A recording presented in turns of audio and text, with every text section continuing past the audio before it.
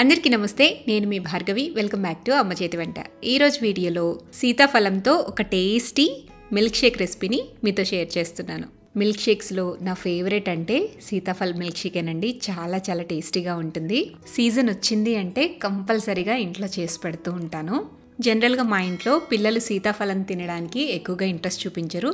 So సీతాఫలంతో desserts కానీ ice cream, milk shake ఇలా different varieties చేసి పెడుతూ ఉంటాను పిల్లలు తినాలని చెప్పేసి. మీ ఇంట్లో కూడా సీతాఫలం తినని పిల్లలు ఉంటే ఇలా మిల్క్ షేక్ చేసి ఇవ్వండి. ఒకటికి 2 గ్లాసుల దాకా తాగేస్తారు. చాలా చాలా బాగుంటుంది. తప్పకుండా ఈ వీడియో చూసి ట్రై చేయండి. మరి ఇక లేట్ చేయకుండా రెసిపీ ఎలా చేసుకోవాలో చూసేద్దామా. ముందుగా ఒక చిన్న బౌల్ తీసుకుని అందులోకి 4 నుంచి 5 దాకా జీడిపప్పు, ఒక 4 బాదం పలుకులు వేసుకుని చిటికెడంతా కుంకుమ పువ్వు కూడా వేయండి. ఇది ఆప్షనలే, లేకున్నా పర్వాలేదు. జస్ట్ జీడిపప్పు, బాదం పప్పు వేసి కొద్దిగా పాలు పోసి నానబెట్టండి. ఒక గంట అయినా నానబెడితే ఇవి కాస్త నానతాయి. గ్రైండ్ చేసేటప్పుడు ఈజీగా బ్లెండ్ అవుతాయి. ఈ బౌల్ని పక్కన పెట్టేసి ఇప్పుడు సీతాఫలంలోంచి గుజ్జు సపరేట్ చేసుకుందాం. ఇంతకు ముందు నేను ఐస్ క్రీమ్ రెసిపీ చేసినప్పుడు సీతాఫలంలోంచి ఈజీగా పిక్కలు సపరేట్ ఎలా చేసుకోవాలో మీకు ఆల్రెడీ షేర్ చేశాను. ఇలా చాపర్ని కానీ లేదంటే ఆయిల్లో దేవేసి స్ట్రైనర్ని కానీ యూస్ చేస్తూ పిక్కల్ని సపరేట్ చేసుకోండి.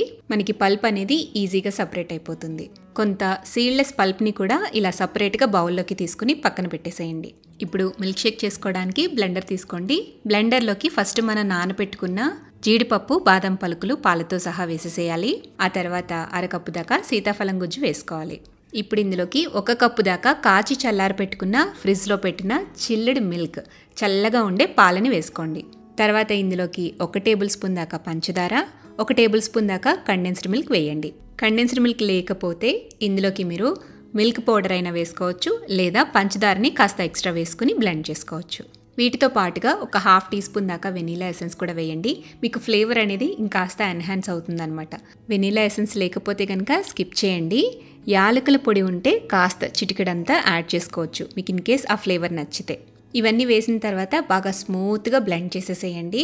ఇప్పుడు సర్వింగ్ గ్లాస్ తీసుకుని అందులోకి ఫస్ట్ మనం సపరేట్ చేసుకున్న కస్టర్డ్ యాపిల్ పల్ప్ వేసుకోవాలి. ఆ తర్వాత కస్టర్డ్ యాపిల్ ఐస్ క్రీమ్ వేసుకోండి. ఐస్ క్రీమ్ ఎలా చేసుకోవచ్చో ఆల్రెడీ వీడియో చేశాను. ఆ వీడియో లింక్ డిస్క్రిప్షన్లో ఇస్తాను. మిల్క్ షేక్ని ఐస్ క్రీమ్తో కనుక కాంబినేషన్గా సర్వ్ చేసుకుంటే ఆ టేస్ట్ అనేది నెక్స్ట్ లెవెల్లో ఉంటుందన్నమాట. ఇన్ కేస్ ఐస్ క్రీమ్ చేసుకోలేకపోతే వితౌట్ ఐస్ క్రీమ్ అయినా సర్వ్ చేసుకోవచ్చు.